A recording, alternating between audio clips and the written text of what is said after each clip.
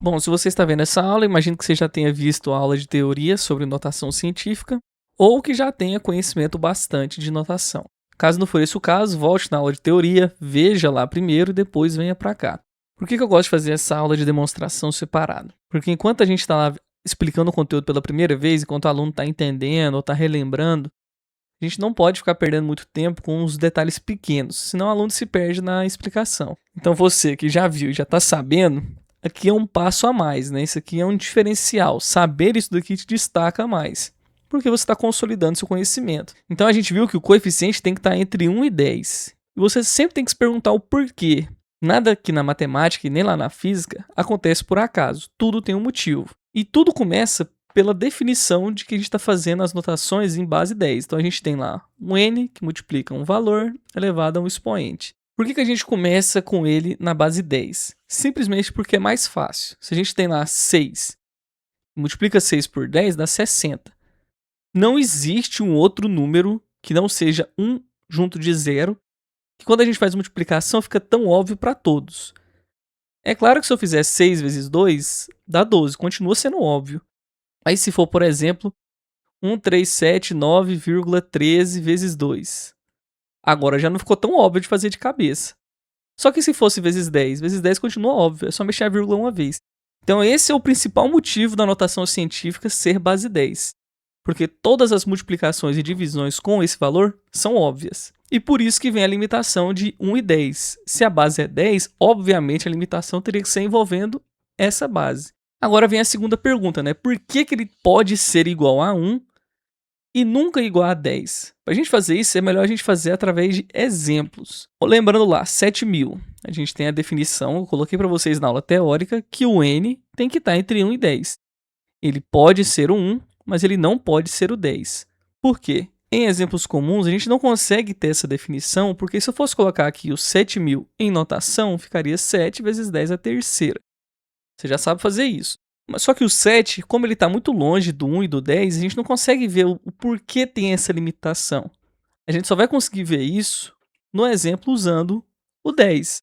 Ou no caso, qualquer variante, né? Eu estou usando 1.000, poderia ser 10.000, 1 milhão, 1 bilhão, 100, contanto que seja 1 seguido de vários zeros.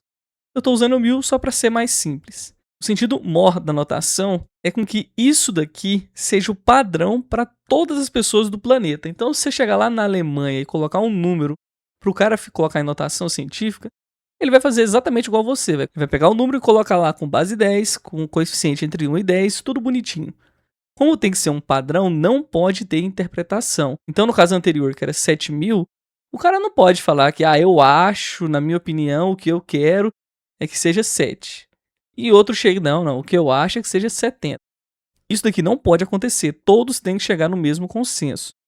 Então, seguindo o que a gente fez antes, os 7.000, a gente andou a vírgula uma vez, virou 700, andou de novo, virou 70, 70 é maior do que 10, andou de novo, colocou 7, esse 7 está entre 1 e 10, e se andasse de novo, ficaria 0,7. Isso daqui é menor do que o 1. Então, se a gente seguisse a lógica, o anterior está errado porque é maior e o posterior está errado porque é menor. Então, só tem um número possível que entra na escala entre 10 e 1. O problema vai surgir quando a gente fizer com o 1.000. Então, com o 1.000 eu vou fazer o mesmo passo. A gente tem 1.000. Se eu andar a vírgula uma vez, vira 100. Então, 100 é maior do que 10, não tem como ser. Vou andar a vírgula de novo, vai virar 10. Agora, encostou no limite, né? Um dos limites é 10. Se eu andar a vírgula de novo, vai ficar 1. Então, tá vendo que encostou no limite de novo. Aqui é o limite e o 1 também. Então, se pudesse ser 1 e pudesse ser 10, teria duas respostas possíveis. Poderia ser tanto o 10, quanto também poderia ser o 1.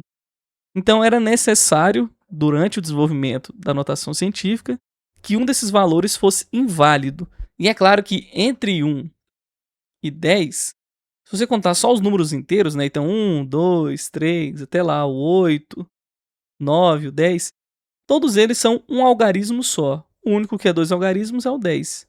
Então, para ficar mais padronizado e mais simples, o 10 não pode ser notação. Isso torna com que, o caso do 1000, um dos valores aqui esteja fora do padrão, enquanto o outro esteja dentro.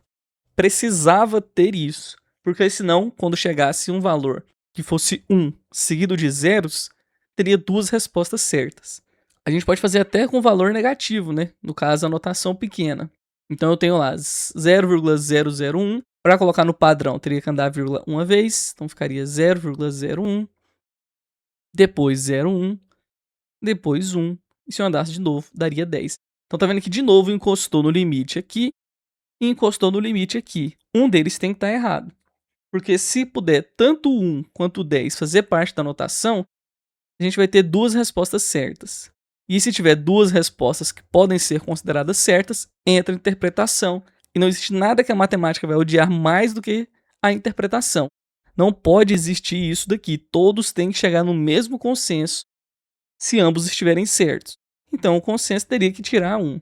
E no caso a gente viu que sempre vai tirar o 10. Então a gente vê na aula de teoria que a gente não pode colocar a notação valendo 10. É claro que lá, isso daqui já é o bastante. Fala, ó, tá entre 1 e 10, não pode ser o 10. Isso já resolve toda a nossa vida lá nas contas. Só que aqui a gente tá vendo o conteúdo de forma simples. Saber esse passo agora do porquê que não pode vai te ajudar demais. Porque esse conteúdo vai ser muito utilizado mais pra frente. E se você souber os motivos, os funcionamentos desse conteúdo, isso daí vai ser uma mão na roda quando a gente estiver vendo as coisas mais complexas. Você vai conseguir desenvolver muito melhor isso daí. Então essa era a demonstração, coisa bem simples, só pra gente dar uma aprofundada. Se você ficou aí e viu essa explicação, parabéns, você está sendo um aluno diferenciado. Então a gente se vê na próxima.